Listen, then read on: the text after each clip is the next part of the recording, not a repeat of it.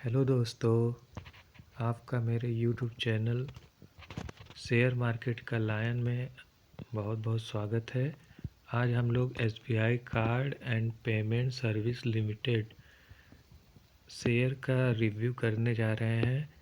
जैसा कि हम लोग जानते हैं कि एसबीआई कार्ड एक क्रेडिट कार्ड के रूप में काम करता है और इसका बिजनेस आने वाले दिनों में कितना ग्रोथ करेगा, क्योंकि अभी भी क्रेडिट कार्ड सबके पास नहीं है, लेकिन ये आने वाले दिनों में हर लोगों की ज़रूरत होगी।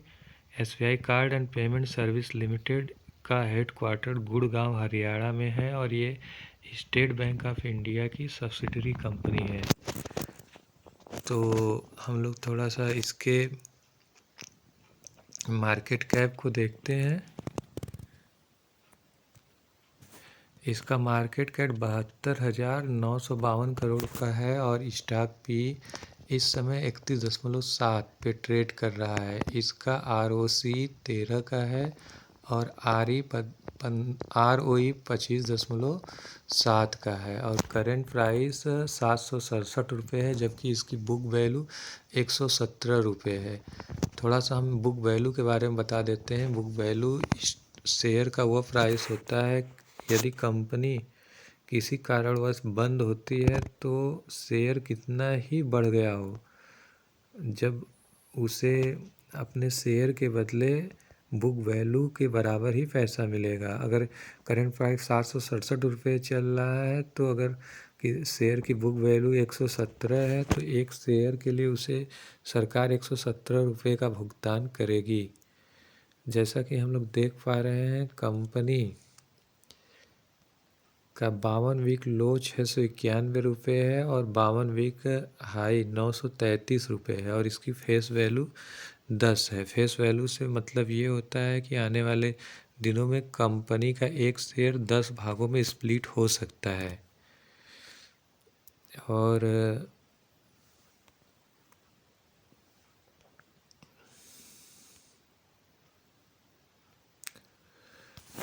हम इसके प्रॉन्स को देखें तो कंपनी है delivered good profit growth of 30.3% CAGR over last 5 year. इसका मतलब वो है कि पिछले 5 वर्षों से 30.3% का इसका प्रॉफिट ग्रोथ है, जो कि बहुत ही शानदार है।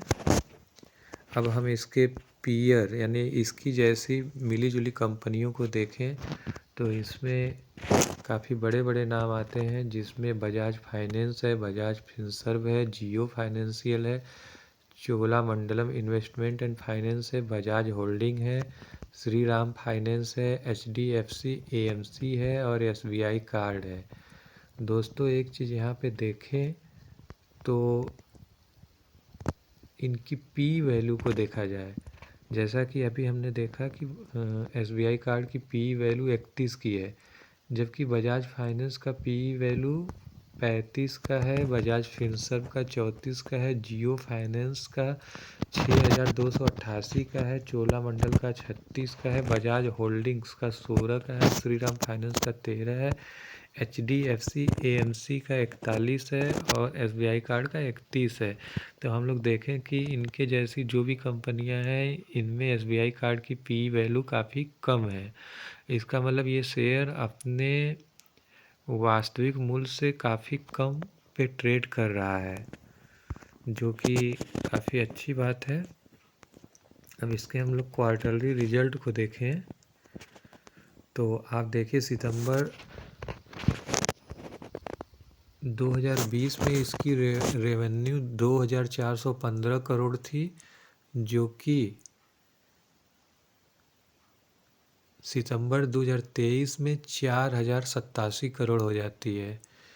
यानी इसकी रेवेन्यू लगातार बढ़ती ही जा रही है और बढ़ेगी भी, क्योंकि SBI कार्ड जो कि एक क्रेडिट कार्ड के रूप में काम करता है, आने वाले दिनों में काफ़ी ग्रोथ करने वाला है। और इनके प्रॉफिट को देखें तो 213 करोड़ का प्रॉफिट जो कि 2020 में था 722 करोड़ पे पहुंच जाता है और इनका मार्जिन 18% का है, जो कि काफ़ी इन लाइन है। आगे हम लोग देखते हैं।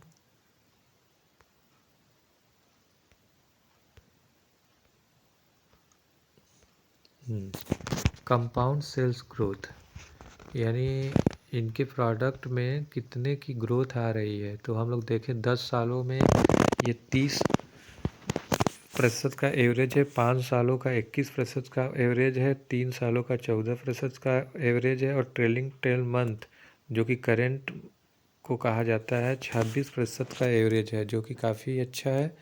कंपाउंड प्रॉफिट ग्रोथ 10 सालों का 32% है, 5 सालों का 30% है, 3 सालों का 22% है, और ट्रेलिंग 12 मंथ में 9% है, यानी इसका ग्रोथ थोड़ा घटा है। और सबसे बड़ी बात हम लोग यहाँ पे कंसीडर कर सकते हैं स्टॉक प्राइस CAGR 3 सालों का -7% है। इसका मतलब 3 साल पहले स्टॉक का जो मूल्य था वह मूल्य अब भी है, यानी इसके मूल्य में, स्टॉक प्राइस के मूल्य में वृद्धि नहीं हुई है। तो आप समझ सकते हैं कि अगर ये भागा स्टॉक तो कितना भाग सकता है। रिटर्न ऑफ इक्विटी देखें तो 10 सालों का 25% है, 5 सालों का 24% है, और 3 सालों का एवरेज है 22%। पिछले साल का है 26%, जो कि काफ़ी अच्छा है। और हम लोग यहाँ पे इनका शेयर होल्डिंग पैटर्न देखें। देखिए, प्रमोटर्स दिसंबर 2020 में 69% का स्टेक होल्ड करते थे। जैसा कि आप लोग जानते हैं, SBI card and payment service limited यह एक सरकारी कंपनी है, इसलिए इसके प्रमोटर्स भारत के राष्ट्रपति होते हैं। इस समय करंट में इनके पास 69.59% स्टेक है, यानी पहले भी 69% के स्टेक थे, अब भी 69% के ही स्टेक, यानी इन्होंने अपने स्टेक में कोई कटौती नहीं की है। अगर एफ का स्टेक देखें तो एक चीज़ आप यहाँ से देखिए, एफ शुरू में यानी दिसंबर 2020 में 5.84% का स्टेक होल्ड करते थे, और उसके बाद ये अपने स्टेक को लगातार बढ़ाते गए, और मार्च ये सितंबर 2023 में इसका स्टेक हो गया 9%, यानी 5% का स्टेक 9% हो जा रहा है, जबकि स्टॉक में कोई वृद्धि नहीं हो रही है। फिर भी एफआई इसमें ख़रीदारी करते ही जा रहे हैं। और अगर हम लोग DIH का देखें, एक मिनट, अगर हम लोग DIH का आंकड़ा देखें तो इनके पास 17% का स्टेक है। आप देख सकते हैं यहाँ पे इनके पास 17% का स्टेक है, जो कि पहले कितना हुआ करता था। पहले इनके पास स्टेक हुआ करता था मात्र 3.9%। 3.9% का स्टेक बढ़कर 17% हो गया, जबकि स्टॉक में कोई वृद्धि नहीं हो रही है। इससे आप अंदाज़ा लगा सकते हैं कि इन फ्यूचर इस स्टॉक में क्या होने वाला है, क्योंकि DIH जो कि काफ़ी विशेषज्ञ इंस्टीट्यूट होते हैं, वो अपने स्टेक को 3% से बढ़ा के 17% पे ले जा रहे हैं, और 3 सालों से इनके स्टॉक में कोई वृद्धि भी नहीं हो रही है। आगे हम देखें, DIH में आते हैं। देखिए DIH में कौन कौन नाम आ रहे हैं। इसमें LIC है, ICICI है, मिराज असेसमेंट है, HDFC ट्रस्टी है, निप्पॉन लाइफ इंडिया है, DSP टैक्स सेवर फंड, यानी इन लोगों का बहुत पैसा लगा हुआ है इसमें। और पब्लिक का स्टेक देखिए, जो पब्लिक 2020 में 20% का स्टेक होल्ड करती थी, उनका स्टेक घटते घटते 8.33% रह गया। तो क्या है ये, यानी 20% से इनका स्टेक लगातार घट रहा है और 8% पे आ गए, क्योंकि इनके पास धैर्य नहीं है। ये अपने शेयर को सस्ते में बेचते हुए भाग रहे हैं, और एक समय ऐसा आएगा कि जबकि यही शेयर भागना शुरू करेगा तो ये बैठ के पछताएंगे, सोचेंगे कि मेरे पास भी तो ये था और मैंने ये बेच दिया। तो इस तरह से हम कहें तो SBI card and payment service limited का शेयर अपने वास्तविक मूल्य से काफ़ी नीचे ट्रेड कर रहा है और इसका जो फाइनेंशियल ट्रैक है वो काफ़ी अच्छा है। ये लगातार अपने ग्रोथ को बढ़ाते जा रहे हैं, अपने प्रॉफिट को बढ़ाते जा रहे हैं।